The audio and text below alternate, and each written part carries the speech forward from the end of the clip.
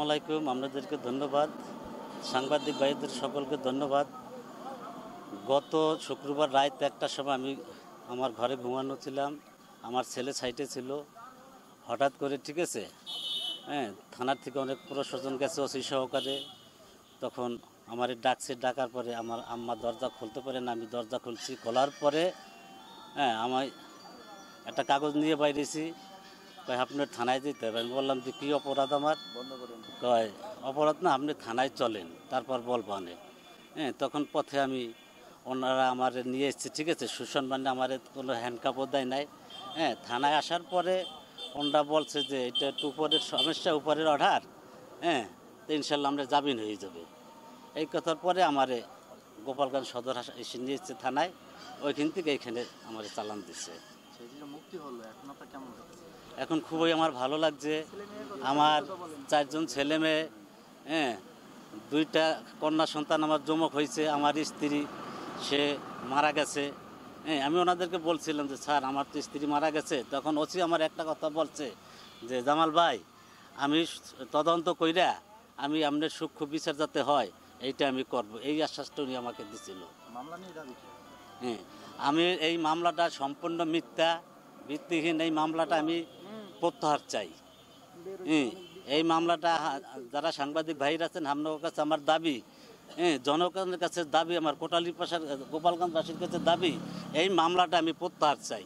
মিথ্যা মামলায় আমার জড়াই দিছিল, এই মিথ্যা মামলা আমি প্রত্যাহার চাই, এইটাই আমার দাবি।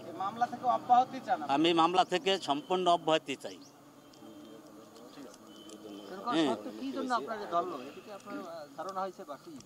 না, এটা আমার ধারণা হয় নাই, আর আমি বলতেও পারবো না, ঠিক আছে। মিডিয়া যারা আছেন আপনারা, ঠিক আছে, সময় 71, যমুনা যারা আছেন সকলকে আমার অন্তর থেকে আপনাকে ধন্যবাদ জানাই। আসলে আমি এখন অসুস্থ বোধ করতেছি। না না, টাকা পয়সা চাই না আমার কাছে। আচ্ছা, আপনি ওই কথাটা আপনি বলছেন মামলা প্রত্যাহার চাই, কিন্তু ওই বিষয়টা আপনি বলবেন যে মামলা থেকে আপনার নাম আপনাকে অব্যাহতি দেওয়া হোক। আমি এই মামলা থেকে অব্যাহত চাই। কেন? এই আমি তো কিছুই জানি না, ঠিক আছে। কোন কারণ আমার ধরল আমি এখন পর্যন্ত কিছুই জানি না। আমি সাধারণ মানুষ, আমি কিষান দিয়ে খাই, আমি ওই বালুর কাজ কইরা খাই, এই বেলে আমার জীবন যেমন চলতেছে। আমি কোনো রাজনীতির সাথে জড়িত নাই।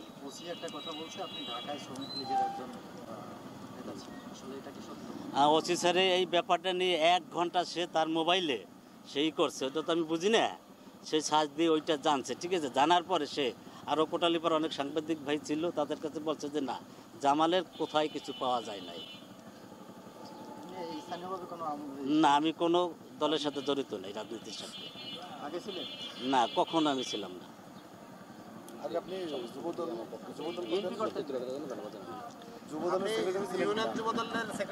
না না না, কখনই আমি ছিলাম না। ওসি স্যারে সম্পূর্ণ আমার ওই যে, ঠিক আছে, ইউনিয়ন দেখছে, তারপর তেজগাঁ এলে আমি একটা এই যে ছেলেটা, ঠিক আছে, আমার সাথে ব্যবসাকারী কাঁচামালের ব্যবসা করছে দীর্ঘদিন।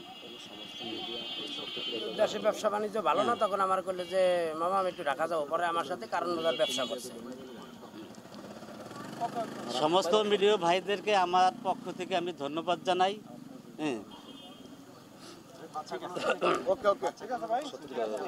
সত্যকে তুলে ধরার জন্য আপনাদের সবাইকে আমি ধন্যবাদ জানাই। আমারও 200।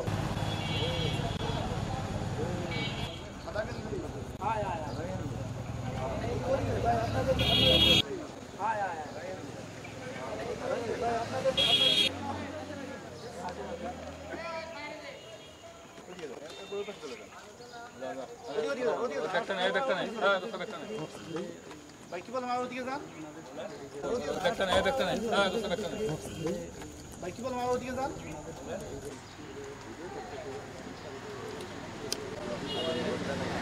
আচ্ছা, উনি এই পাশে